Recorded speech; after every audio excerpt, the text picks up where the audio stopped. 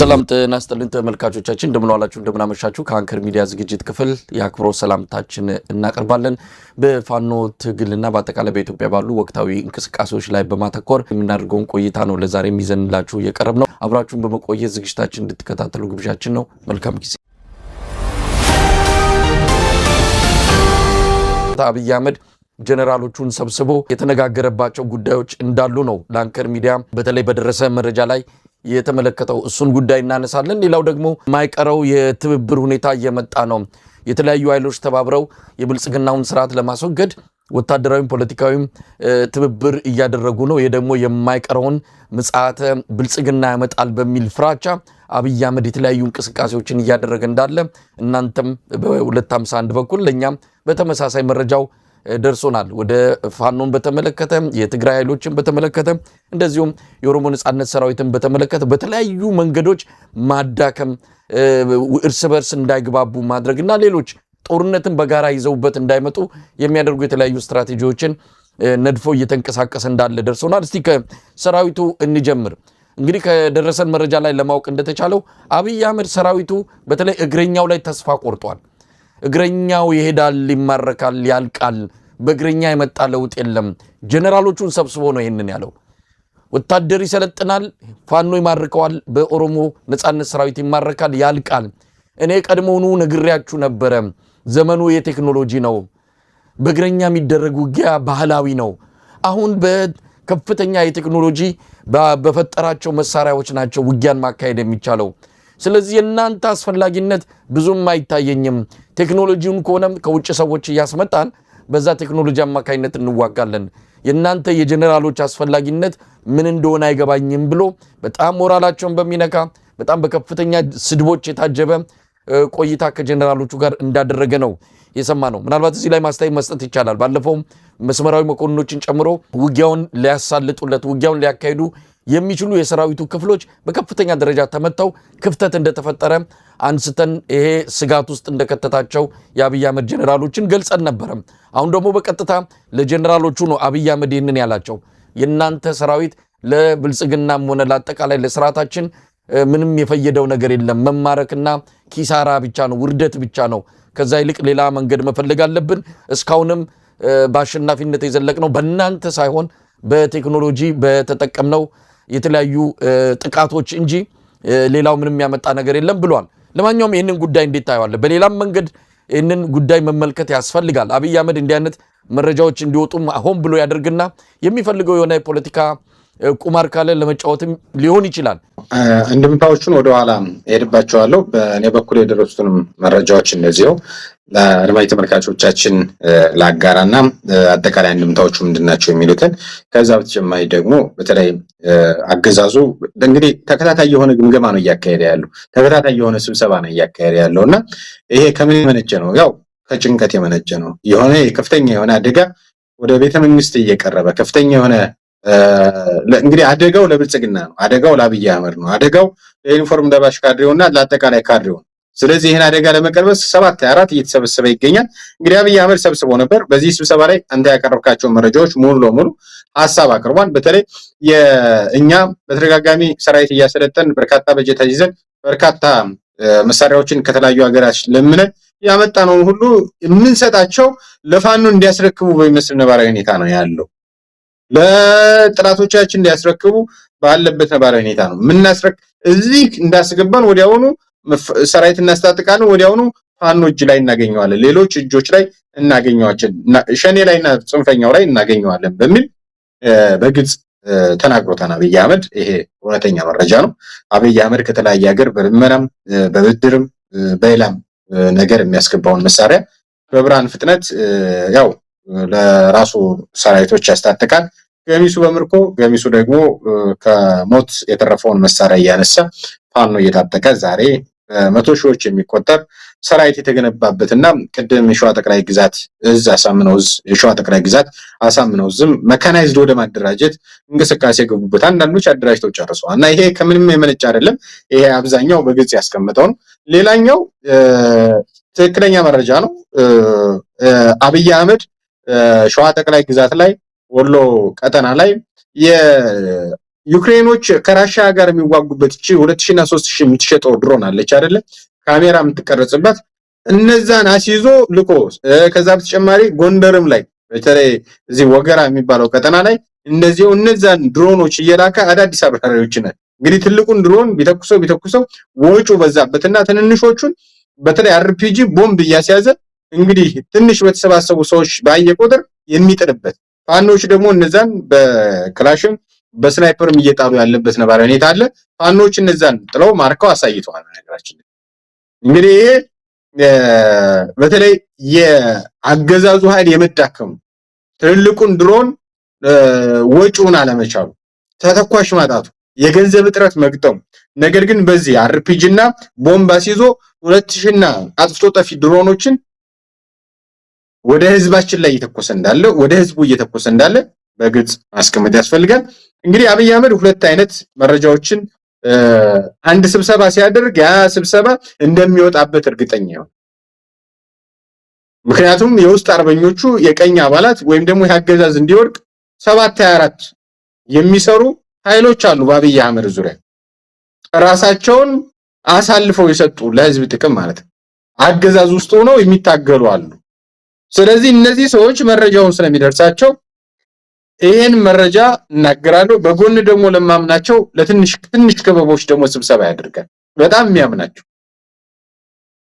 ሰዎችን ይሰበስብና ደግሞ ሌላ ትዕዛዝ ይሰጣል። ስለዚህ በዚህ ስብሰባ ላይ ለምሳሌ እናንተ አታስፈልጉኝም፣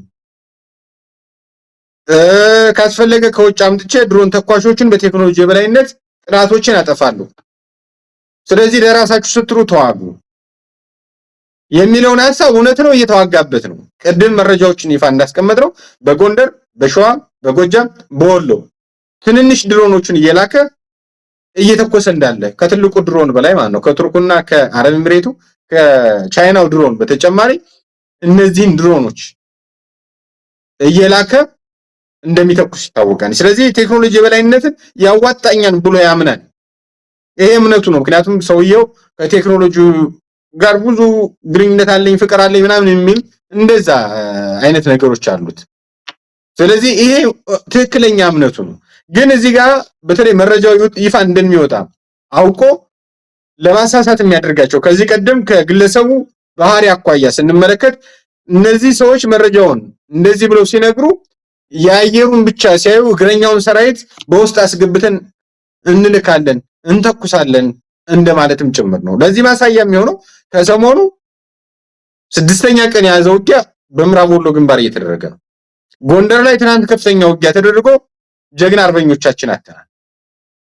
ከዛ በተጨማሪ ዛሬ የጎጃምን ማዕከላዊ ቤዝ እመታለሁ ብሎ ወደ ደጋዳሞት ጦሩን አንቀሳቅሷል።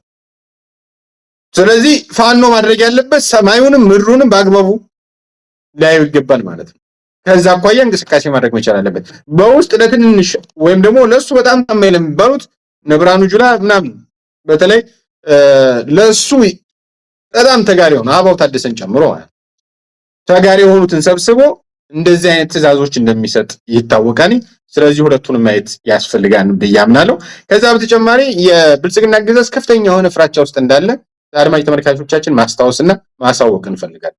ይሄ ፍራቻ የመነጨበት ተከታታይ የሆነ ድሮን ጥቃት በሁሉም ቀጠና እየፈጸመ በሁሉም ቀጠና ትግራይ ላይ እየፈጸመ ነው። ጥንቃቄው እንዳለ ሆኖ በቴክኖሎጂ ሲል እንግዲህ ከድሮን ሌላ ምን ሊጠቀም ነው? በቴክኖሎጂ ማለት እናንተ አታስፈልጉም፣ ባለሙያዎችን ከውጭ እናስመጣለን፣ የእናንተ አስፈላጊነት የሚቀርበት ጊዜ ደርሷል እያለ ለጀነራሎቹ ሲናገር አንደኛ ጀነራሎቹ ላይ የሚፈጥረውንም ስሜት በአንድ በኩል ማጤን ይገባል። እነዚህ ጀነራሎች እንዲህ የተባሉ እንዲህ አይነት ከአብይ አህመድ ነገ ከነገ ወዲያ ምን ሊደረጉ እንደማይችሉ እርግጠኛ ባልሆኑበት ሁኔታ ምን ሊያደርጉ ይችላሉ የሚለው ለጀነራሎቹ እንተው። ግን አብይ አህመድ በቴክኖሎጂ ነው የምጠቀመው፣ በቴክኖሎጂ ነው ጦርነት የሚደረገው። እንግዲህ አልተጠቀመም ወይ እስካሁን? ከድሮን ሌላ ምን ሊጠቀም አሰበ? ምናልባት ውጊያ የሚደረግባቸው እንደ አሜሪካም ሆነ እነ እስራኤል የሚጠቀሙት ዘመናዊ የሆነ በቴክኖሎጂ እነዛ ደረጃ ላይ ለመድረስ አቅሙ የሚፈቅድለት አይደለም። ከዛ ባለፈ ግን ቴክኖሎጂ እያለ የሚያስፈራራቸው ጀነራሎቹን ወይ የስነ ልቦና ጫወታ እየተጫወተባቸው ነው ወይስ ምንድን ነው? ከዚህ በኋላ ምን አይነት ነገር ይዞብን ሊመጣ ነው? ጦርነቱን በቴክኖሎጂ አካሂዳለሁ የሚለው? ያው ማለት በአግባቡ ካልተዋጋችሁ አንደኛ አጠቅሙኝም፣ ሁለተኛ ነገር ደግሞ ሌላ ተከታይ የሆነ አደጋ አለባችሁ እያላችሁ ነው። ወይ ላስራችሁ ነው፣ ወይ ልገላችሁ ነው፣ ወይ ደረሽናችሁ ነው፣ ወይ ከድታችሁኛል። ባለፈው በነበረው ስብሰባ እኮ በአንከር ሚዲያም ይፋ እንዳደረግነው የእርስ በርስ የመጠቋቆም ከመካከላችን መረጃ አሳልፎ የሚሰጣል። እኛ ሳንደርስ ፋኖች ሌሎች ኃይሎች ደፈጣ ጥቃት ይዘው ይጠብቁናል። ይሄ ከመካከላችን ሆኖ የሚያስመታን አለ የሚል ከፍተኛ የሆነ እንትን አለ፣ ጭቅጭቅ አለ በመካከላቸው ያለ መተማመን። በተለይ እርስ በርሱ ወደ ግንባር ሲገቡ በግልጽ እንዳስቀመጥነው ፌደራል ፖሊስ ይቅደም፣ መከላከያ ይቅደም፣ ሚሊሻው ይቅደም፣ አድማ ብተና ይቅደም የሚል በተለይ አሁን የአማራ አድማ ብተናና ሚሊሻ እኛን የጥይት ማብረጃ የማድረግ አማራውን በማማራው የማስጨረስ የብልጽግና ፕሮጀክት ስለሆነ እኛ ቀድመን አንገባም። ስለዚህ የምትዋጋ ከሆነ ቅድሚያ መከላከያና አድማ ብተና መከላከያና ፌደራል ፖሊስ ግባ እስከ ማለት የደረሱበት ሁኔታ ተፈጥሯል። ስለዚህ እነዚህ ነገሮች አብይ አህመድ በአግባቡ ያያቸዋል፣ መረጃዎች ይመጡታል። የብሔራዊ መረጃና ደህንነት ሰው ነው። ከዚህ አኳያ ነገሮቹን በአግባቡ ይገመግማል። ስለዚህ ጀነራሎቹ ላይ እነዚህ ጦር መኮንኖች ላይ ጫና ማሳደር ይፈልጋል። ጫና አሳድሮ እንዲዋጉለት ማድረግ ይፈልጋል። ሲዋጉ ደግሞ ወርደው እንዲዋጉ ይፈልጋል። ምክንያቱም አንዳንዱ የሆኑ ቦታዎች ላይ ተቀምጠው ነው የሚያዋጉት። ስለዚህ እነዚህን ጫናዎች በማሳደር እንዲወርዱለት ማድረግ ነው። ይሄ ጀነራል ይሄ ጦር መኮንን ይወርዳን አይወርድም ወይ ጥያቄ ምልክት ነው። አይወርድም። ምክንያቱም ለህይወቱ ይሳሳል፣ ሀብት አካብቷል፣ መኖር ይፈልጋል። አብይ አህመድ አስገድዶ እንደሚያዋጋው ያውቃል። አብይ አህመድን የተጠጋው ለኢኮኖሚ ወይም ደግሞ ለሆዱ እንደሆነ ያውቃል። አብይ አህመድ ሲወድቅ የውስጥ አርበኛ ነበርኩ ብሎ የሚመጣው ጀነራል በጣም ብዙ ነው። በነገራችን ላይ መሰለኝ የውስጥ አርበኛ ነበርኩ፣ እነዚህን መረጃዎች እኮ ያደረኳቸው እኔ ነኝ፣ እዚህ ቦታ ላይ እኮ ደፈጣ ጥላችሁ እንድትመቱ ያደረኳችሁ እኔ በሰጠኋችሁ መረጃ ነው የሚለው የብልጽግና ጀነራልና ይሄ ዩኒፎርም ለባሽ ካሬ ወደፊት ይበረክታል። ስለዚህ እነዚህን ነገሮች አብይ አህመድን በተግባር አብረውት ያሉት አክብረውት ወይም ደግሞ የሱ ፖሊሲ እንደሚያሻግራቸው ብልጽግና መንግስት ሆኖ እንዳልሆነ ያውቃሉ። መውጫ ቀዳዳ ስለሌላቸው ከዛ በተጨማሪ ደግሞ የሚተማመኑበት ኃይል አለ ብለው አንዳንዶች ስለማያምኑ እንጂ እኮ የብልጽግና አገዛዝ በአንድ ቀን እንደሚፈርስ ያውቁታል። በቀጣይ መፈንቅለ መንግስት ላለመደረጉን ዋስትና የለም። እነዚህ አይነት እውነቶችን ስናይ ማለት ነው። በነገራችን ላይ አንድ መረጃ አጋራ። ጀነራል በላይ ስዩም የሰሜኑ ጦርነት ጊዜ የሰሜን እዝ አዛዥ ነበረ። በወቅቱ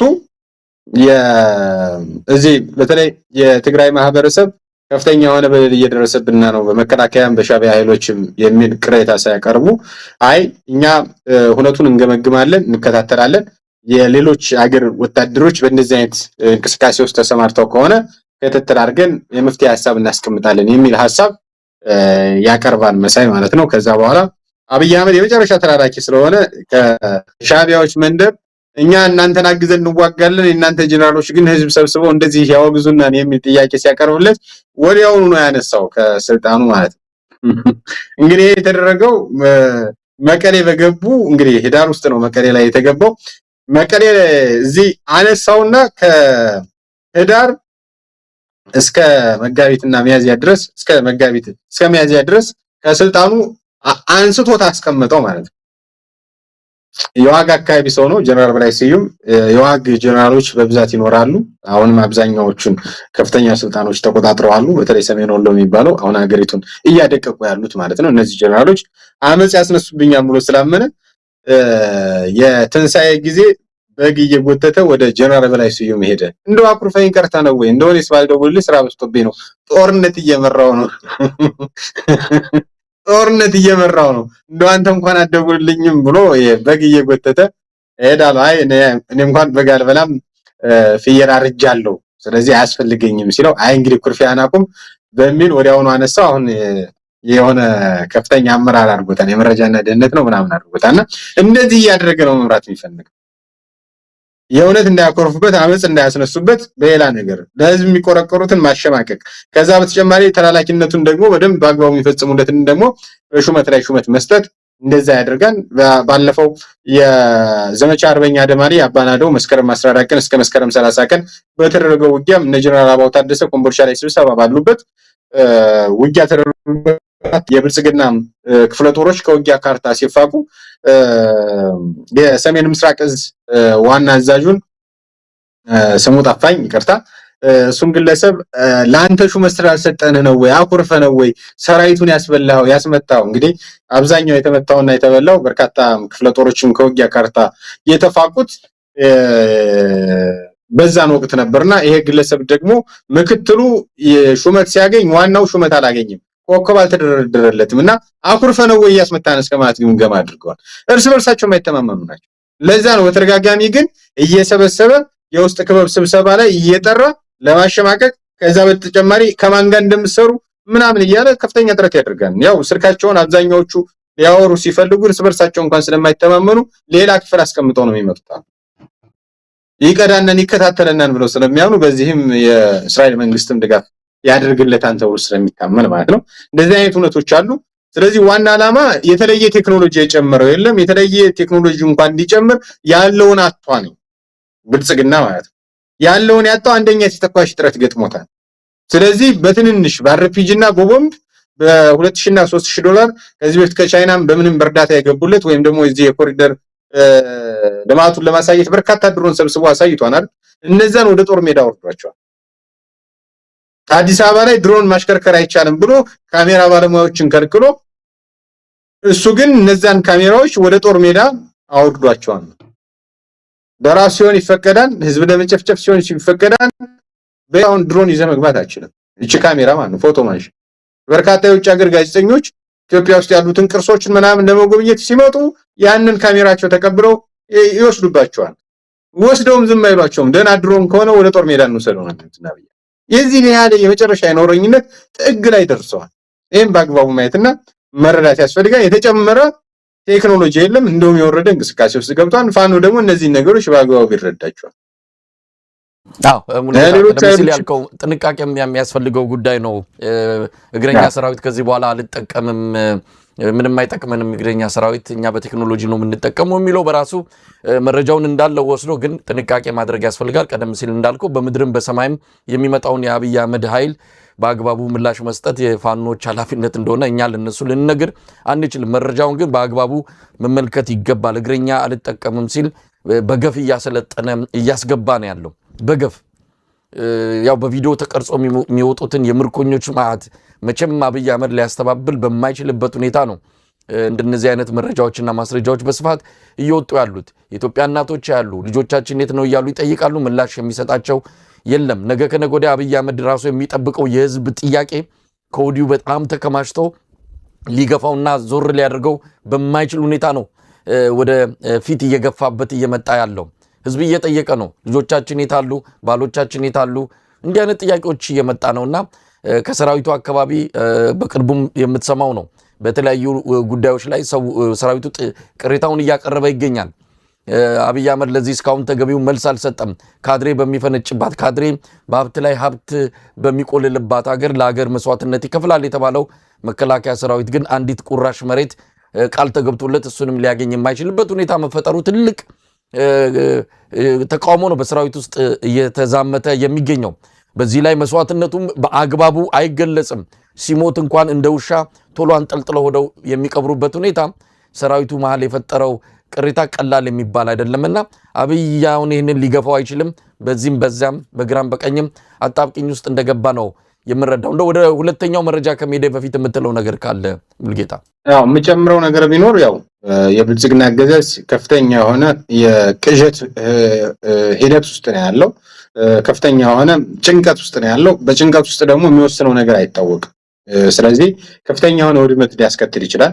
ስለዚህ የፋኖ ኃይሎች ብቻ ሳይሆኑ ማህበረሰቡም ህዝቡም ጥንቃቄ እንዲያደርግ፣ በተለይ መረጃ በማይደርስባቸው ይህን መረጃ እየተከታተላችሁ ያላችሁ እየደወላችሁ ለቤተሰቦቻችሁ ጥንቃቄ፣ በተለይ ብልጽግና የከፍተኛ የሆነ አደጋ ከፊቱ መደቀውን ተረድቷል።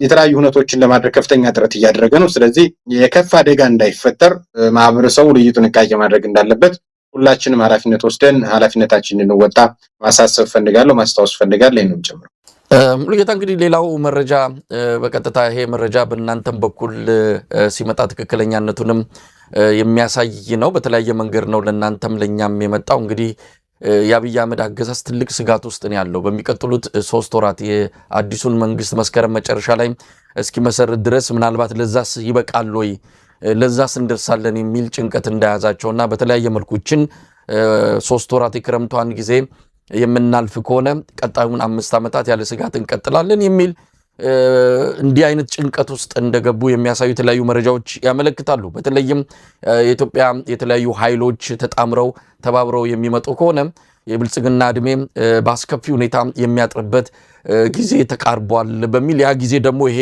የክረምቱ ነው። ተባብረው የሚመጡበት አጋጣሚ ልክ ቀጠሮ እንዳለ ነው የሚመስለው። በዚህ ጊዜ ላይ እንዲህ ሊያደርጉ ይችላሉና በሚቻለው አቅም ጦርነት ከመክፈታቸው በፊት እነዚህን ኃይሎች መበታተን ይገባናል። ጦርነት ከከፈቱ በዚህ ቁመናችን ልንቋቋማቸው ምንችል አይደለንም። ስለዚህ ባለን በተለይ የገንዘብ አቅም የተለያዩ በህብረተሰቡ በዲፕሎማቶች በተለያዩ ኃይሎች ጥረት እነዚህን ኃይሎች መበታተንና መደለል፣ በጥቅም መደለል፣ በሽምግልና ማዘናጋት፣ በመሃላቸው መተማመን እንዳይፈጠር ማድረግ እነዚህን ስትራቴጂዎች አቅዶ ወደ ተለያዩ ኃይሎች ዘመቻ መክፈቱን ነው እየሰማ ነው። ከፋኖን ጀምር ፋኖን መበታተን አለብን ብለው በተለይ በጎንደር በኩል ያሉትን በቢሊዮን ብር የሚቆጠር ገንዘብ ተመድቦለት በዚህ ፕሮጀክት ላይ ፕሬዚዳንቱ ታዬ አጽቀሥላሴ፣ ሚስቱ ዝናሽ ታያቸው፣ አንዳንድ ሚኒስትሮች እነ መላኩ አለበል እናገኘው ተሻገር የሚገኙበት አንድ ቡድን ተቋቁሞ በቢሊዮን የሚቆጠር ብር ተመድቦ ፋኖችን መከፋፈል የሚል ነው። ይህንን ዘመቻ ሸሚዛቸውን ጠቅልለው ገብተውበታል። ለዚህ ደግሞ በዋናነት የሚመራው ታዬ አጽቀሥላሴ፣ ሌሎችም እንደዚሁ የሚያውቋቸው የፋኖ ወይም ደግሞ ከፋኖ ትግል ጋር የተያዙ ትልልቅ ስሞችን መርጠው እዛ እየደወሉ እንዲህ አይነቱን ስራ ጀምረዋል። ስለዚህ ቢሊዮን ብሮችን ይዘው ገብተዋል ወደ ፋኖ ትግል። ስለዚህ ፋኖን በዚህ መልኩ መበታተንና በመሃላቸው አንድ እንዳይሆኑ ጎጃም፣ ጎንደር፣ ወሎና ሸዋ በሚል ከፋፍለናቸው አንድነታቸውን እናጠፋለን የሚል እርግጠኛ ሆነው ሂደቱ መጀመራቸውን የሰማ ነው። ሌላው ወደ ህወሓቶች ነው። ህወሓቶችን በተመለከተ በተለያዩ ዓለም አቀፍና የዲፕሎማቲክ ማህበረሰብ አካላት አማካኝነት ሽምግልና መላክ ነው። በዚህ ሽምግልና ድለላዎች አሉ። ስልጣን በግላቸው ቢደረግላቸው ብዙ ነገሮችን የያዘና ጦርነቱ እንዳይካሄድ ከሌሎች ኃይሎች ጋር እንዳይተባበሩ በተለይም ከኤርትራ ጋር የተጀመረውን የአንድነት ጉዞ የትብብር ጉዞ እንዳይቀጥል የሚያደርጉ የተለያዩ ጥረቶች ተጀምረዋል። ባለፈው ኦሉሴጉን ኦባሳንጆ ሄደዋል። ሰሞኑንም አንዳንድ የአውሮፓና የአሜሪካ ዲፕሎማቶች ወደ መቀሌ ሄዳሉ ተብሎ ይጠበቃል። የአብይ አህመድን መልእክት ተሸክመው ነው የሚሄዱት ተብሎ ነው የሚታመነው። ስለዚህ ህወሓቶች ጋር በእንዚህ አይነት መልኩ መደለልና በሽምግልና ሰበብ ከሌሎች ኃይሎች ጋር ትብብሩን እንዳያደርግ በአብይ አህመድ በኩል ትልቅ ስትራቴጂ ተነድፎ ተግባራዊ እየተደረገ ይገኛል። በኦሮሞ ነጻነት ሰራዊት በኩል ደግሞ የኦሮሞ ባለሀብቶችንና የኦሮሞ የሀገር ሽማግሌዎችን አባገዳዎችን ጨምሮ በጀት ተመድቦ ወደዛ እንዲንቀሳቀሱና ለኦሮሞ ነጻነት ሰራዊት አመራር አባሎች መልእክት እንዲያደርሱ ጥረቶች ተጀምሯል። በዚህም አንዳንድ የኦሮሞ ባለሀብቶች በስምም መጥቀስ ይቻላል ይህንን ዘመቻ ይህንን ተልዕኮ ወስደው እንቅስቃሴ ጀምረዋል። አባገዳዎች በዚህ ጉዳይ ላይ ተሳታፊ ናቸው። የሀገር ሽማግሌዎችም ገብተውበታል። ኦላን ከሌሎች ኃይሎች ጋር እንዳይተባበር በሚቀጥሉት 3 ወራት ጥይት እንዳይተኩስ በብልጽግና ላይ የሚያደርጉ እርምጃዎች በአብይ አህመድ በኩል እየተወሰዱ ነው የሚገኙት። ስለዚህ እንዲህ አይነት ሙከራዎች እየተደረጉ ነው ያሉት። ሙሉጌታ የደረሰንም መረጃ በዚህ መልኩ የሚታይ ነው።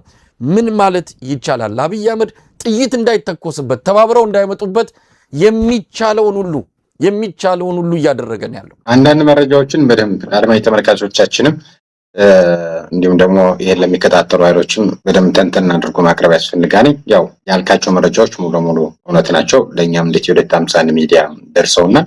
በተለይ ህወሓትን በሽምግልና ፋኖን በገንዘብ በጦርና በማዘናጋት ኦላን ደግሞ የኦሮሞ ነጻነት ሰራዊትን ደግሞ በገንዘብና በጦር እንዲሁም ደግሞ በሽምግልና መያዝ በተለይ የመንግስት የኦሮሞ መንግስት ነው። ስለዚህ የኦሮሞን መንግስት ኦሮሞ አይወጋውም የሚል አዝማሚያ ያለው በርካታ ባለሀብቶች ጭምር የተሳተፉበት እንቅስቃሴ እንዲደረግ ነው የታሰበው። ወደ አማራው ጉዳይ ስንመጣ በተለይ በሰላም ጊዜ ለጦርነት ተዘጋጅ፣ በጦርነት ጊዜ ስለ ሰላም ስበክ እንደሚባለው ወታደራዊ መኮንኖች፣ ወታደራዊ ጠበብቶች ይህን በተደጋጋሚ የሚናገሩት ጉዳይ ነው። እንግዲህ የፋኖ ኃይሎች በበጋ ወቅት ስለ ክረምት ውጊያ ዝግጅት ሲያደርጉ ነበረ። በክረምት ወቅትም ስለ በጋ ዝግጅት ያደርጋሉ። ዝም ብሎ ክረምት ብቻ ታሳቢ ያደረገ እንቅስቃሴ እንደማይደረግ ይታወቃል። እና ነገር ግን አሁን ላይ በተለይ ይሄ ትብብር የሚለው ጉዳይ ከፍ እያለ መምጣቱ በአገዛዙ መንደር ላይ ከፍተኛ የሆነ ጭንቀት ፈጥሯል። ስለዚህ ያለናን በጀት ያለናን አቅም ያለናን የሰው ኃይል ሁሉ ይሄን ኃይል ለመበተን ስራ መስራት መቻል አለብን በሚል በተለይ ይሄን ጉዳይ እየመራ ያለው እያስተባበረ ያለው ትብብሩንም አንድነቱንም ወይም ደግሞ የብልጽግና አገዛዝ እንዲወድቅ ሌሎች ኃይሎችን እያስተባበረ ያለው የአማራው ኃይል ነው። ስለዚህ የአማራው ኃይልን ስንመታው ሌላው ኃይል ይበተናል የሚልም ካልኩሌሽን ይዘዋል። በዋነኝነት እንግዲህ በአራት መስፈርት ከፍለውታል፣ በግልጽ አስቀምጠዋል። የጎንደሩን ታየ ቀጸላ ስላሴ የሚባለው በርካታ ኃይሎችን ያቀፈ ባለሀብቶችም ጭምር ያሉበት የጎንደር ባለሀብቶችም አሉበት፣ እነዛን ያቀፈ የጎንደር ፋኖን ከሌላው መነጠል የሚል እቅድ ተይዞ ነው የተሰራ ያለው። እኛም ጥያቄያችን ወልቃይት ነበረ፣ ወልቃይትን አስመልሰናል። በተለይ ጎንደር ላይ ያለውን የወልቃይትን ጉዳይ አስመልሰናል።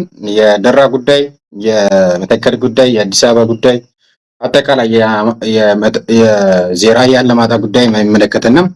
ስለዚህ ከኦህዴድ ጋር ወይም ደግሞ ከብልጽግና ጋር አንድ ሆነን የወልቃይትን ጉዳይ አስጠብቀን መሄድ አለብን የሚል ፖለቲካል ኃይሎች አንድ ላይ በማሰባሰብ የጎንደርን ፋኖ በዚህ ልክ አሳምኖ ለብልጽግና የማስገበር የሚሰራ ኃይል አለ። ይሄን በግልጽ ማስቀመጥ ያስፈልጋል።